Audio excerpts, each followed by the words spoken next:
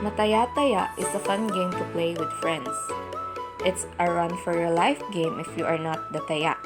In playing this, you can showcase your skills in avoiding the taya through running and waving your body. But if you do get touched by the taya, then it's your turn to chase everyone. It is a playground game involving two or more players, chasing other players in an attempt to tag and mark them out of play, usually by touching with a hand. Mataya Taya is a great game to get sweaty and happy.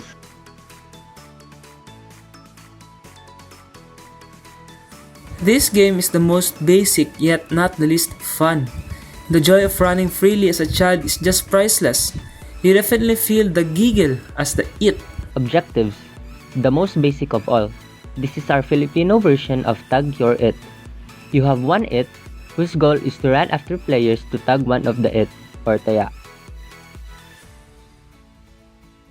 Mataya Taya needs two or more players and decides who is going to be it, often using a counting out game such as Eeny, Meeny, Miny, Mo. The player selected to be it then chases the others, attempting to get close enough to tag one of them, touching them by hand, while the others try to escape. A tag makes the tagged player the it.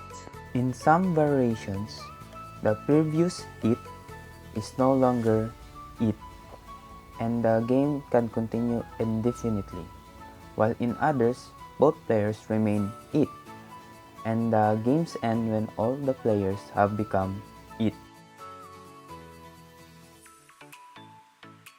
Mataya Taya can be played everywhere, in exception of locations where peace, silence, and order must be maintained at all times, such as libraries and laboratories. Mataya Taya can be played in a field, challenging every player's stamina, speed, and strategy. Or, add a fun twist on the game. Mataya Taya can be played in a place where obstacles and structures are available, such as playgrounds. Materials in playing Mataya Taya.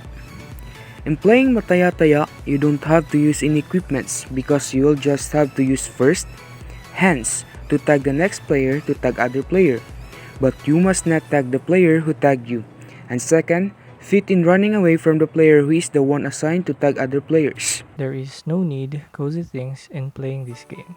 You just need players to play the game. Also, using long materials to reach other players is not counted as a tag. There is a taya. The taya chases everyone, and when another person is touched and told taya, he or she becomes the taya. This is the simplest of the road games. The word taya has to be said touching another player, otherwise void. Often in this game, the kids will not stop until no one is falling into too tired pursuit. Players must be at presence at all times. Avoid hiding for long periods of time or the game shall be considered as tago-taguan instead. The game Mataya Taya showed values that can be learned by the players as they play. Players obtain the values of creativity, critical thinking, and faster reflex, since they are engaged to think fast for their next move or turn to evade the it. Everyone is also encouraged to have courage and personal discipline in order to avoid pushing others. It also helps them to socialize as they can strengthen their bonding time with each other. Values when playing the game Mataya Taya.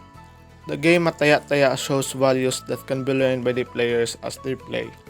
Values such as personal discipline, critical thinking, appreciation of cultural heritage, openness and respect for others, and trust can be learned when playing this kind of game.